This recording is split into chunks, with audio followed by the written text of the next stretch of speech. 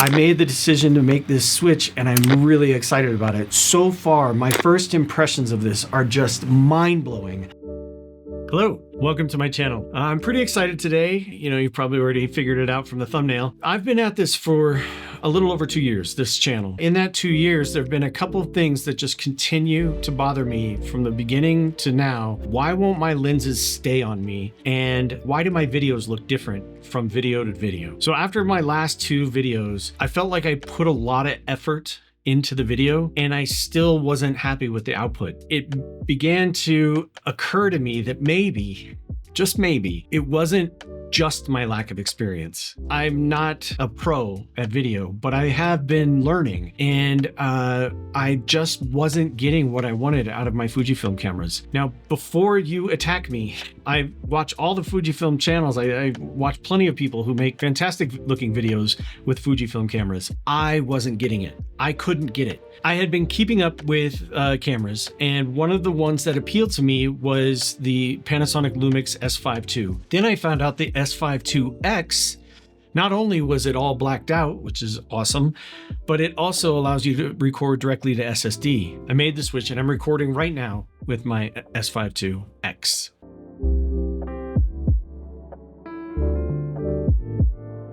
So quickly, I'll go over some of my gripes with Fujifilm and the problems that I had. And the first one was focus breathing. Focus breathing was driving me crazy. It didn't matter what lens I used. I had tried the Viltrox 13mm 1.4, the Fujifilm 16mm 1.4, the Fujifilm 18mm 1.4, the 16-55 2.8, and even the 16-50 kit lens that recently was released by Fujifilm. All of these were in an effort to get better footage and lose some of that focus breathing. But focus breathing always happened when I would like turn, and anytime there were lights behind me or anything like that, I would get this pulsing. And so I had to do tricks. I had to do like autofocus limiter, and other things I could do was go and Resolve, and I could try to fix the pulsing in Resolve. But a lot of times, way more than I care to admit, I would have to redo the footage. This footage is on my new camera, and I am using a 24mm prime lens. I can move around completely. I can move out of the frame entirely so you can't even see me. And then I can pop back in and nothing is breathing. The image isn't pulsing, right? That's what focus breathing does, and it is awful. Not only is it not focus breathing, but I'm in focus. It really is tracking me. It is wild. You know I don't dart around in my videos. That's not really a problem when you're doing talking head YouTube videos, but this is nothing short of awesome compared to what I had on the X-H2. So yes, I am really impressed with this so far.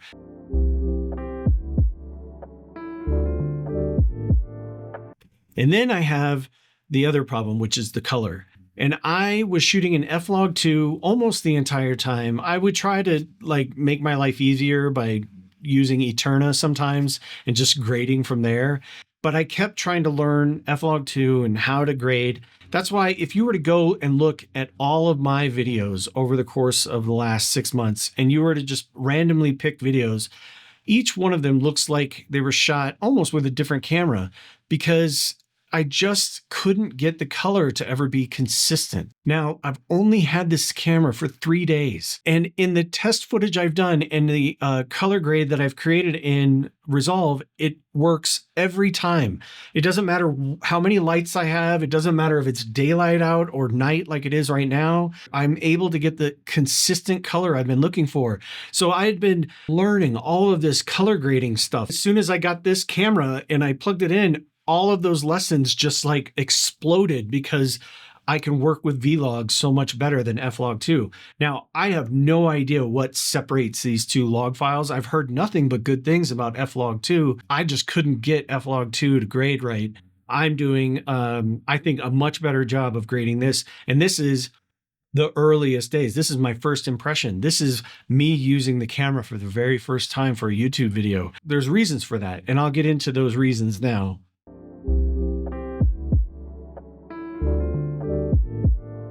Here's my first impressions of the Lumix S5IIX.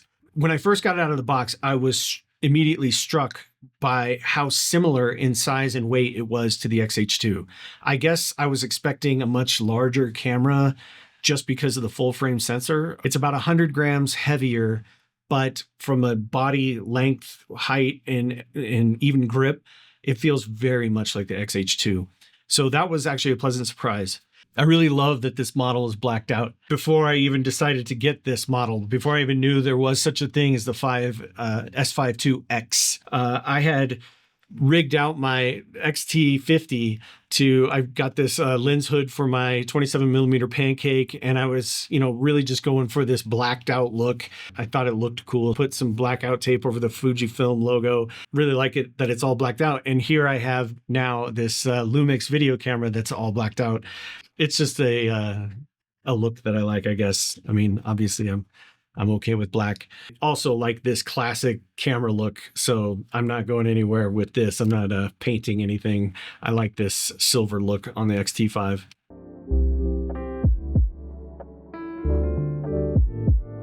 But the blacked out look is not why I picked the X. In fact, the X was a little more expensive than just the S5 II. And one of the reasons it's a little more expensive is you don't have to buy a license to record to SSD.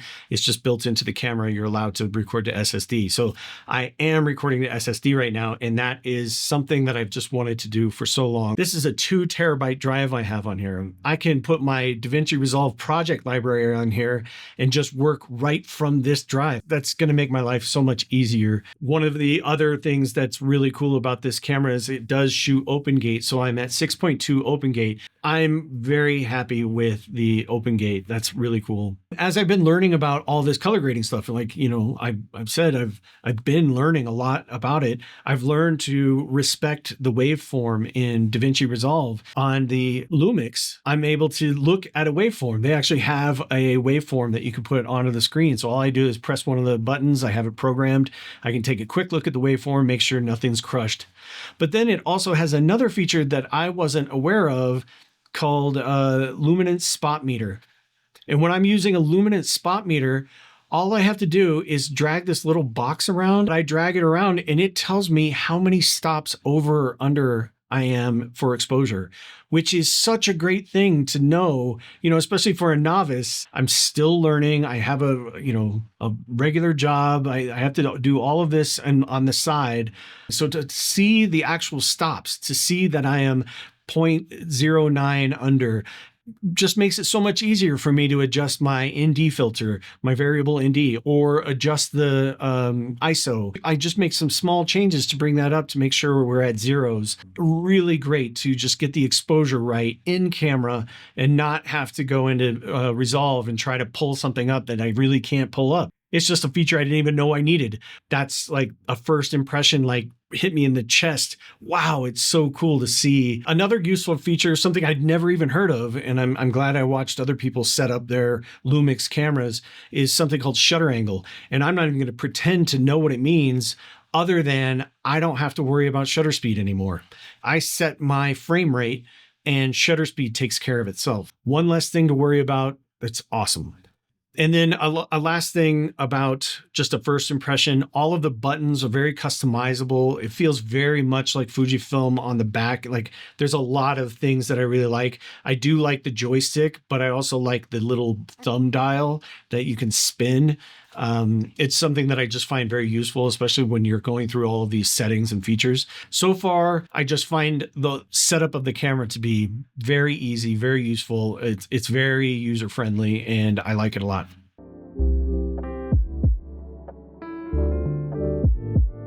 So one of the things I did want to test right away was IBIS. I had tried many times to use my X-H2 as a walking around camera, but the IBIS it never was good enough for me to actually be walking around. And I had heard good things about the image stabilization in here. So I did a test this morning. And my test, I tried to make it as fair as possible. I'm using the X-T5 because I had to get rid of my X-H2 when I traded it in for this. But the X-T5 shares a lot of things in common. I was also using similar lenses. So 20 to 60 is the equivalent of 13 to 50 on a crop sensor. So this is the 16 to 50. So all I had to do was adjust this to 24. 16 and 24 are equivalent focal lengths. F-Log2, V-Log, and then just did a quick test. And this is the results. I am recording on this beautiful snowy Colorado day to try to test the Fujifilm X-T5 and the Panasonic Lumix S5IIX. So right now I'm holding my Fujifilm X-T5. I have a variable ND that is almost cranked up to the top because of the brightness out here. And this is just handheld, just kind of me being still, and then this is moving around.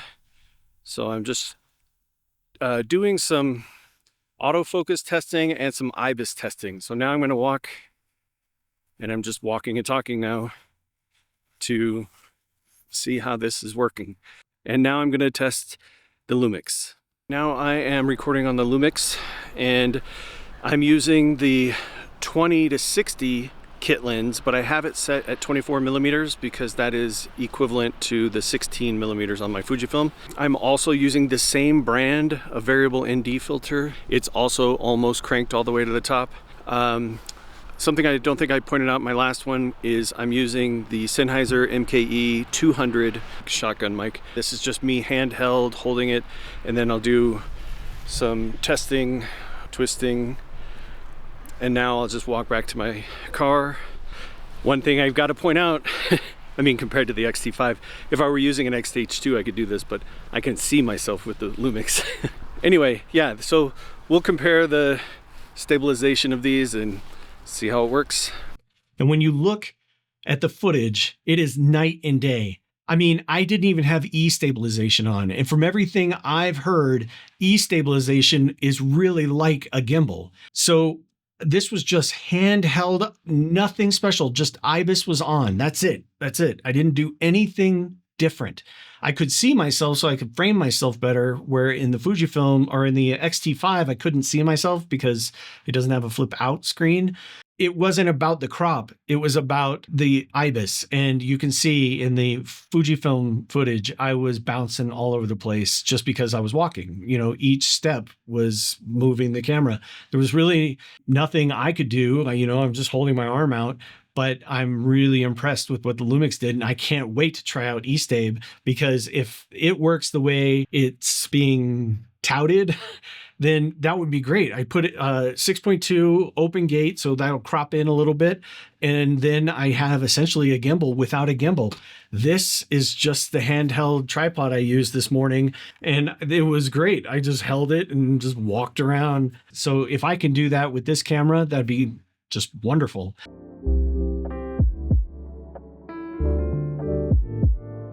All right, a couple other little bits that I really like. When you put in a SD card for the first time and format it, when you put your SD card in the computer, it says Lumix. So it actually named it. Where Fujifilm, when you put it in the computer, it just says untitled. But even better, when you plug the camera into your Mac, it mounts as a drive on your Mac, just like my old cameras used to do before I switched over to Fujifilm a few years ago. One of my gripes early on was, why doesn't Fujifilm mount? Why can't I just plug in a USB cable to the camera and just mount the drive? I mean, I've been doing that with digital cameras since I've had a digital camera, even Fujifilm.